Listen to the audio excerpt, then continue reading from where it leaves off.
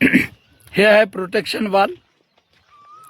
जवळपास जमिनीपासून ते 12 ते 15 फूट उंच आहे.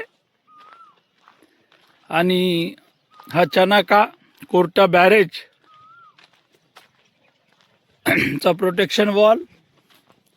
हे वॉल फक्त महाराष्ट्राच्या लगत असलेल्या गावांना नुकसान होऊ नये, शेतीला नुकसान होऊ नये, पिकाला नुकसान होऊ नये म्हणून बांधलेली आहे.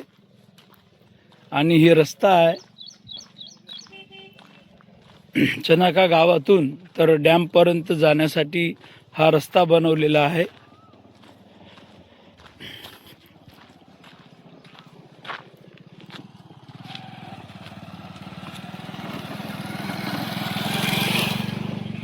हे शेत दिसत आहे, तुम्ही शेतातले मजूर काम करत आहे.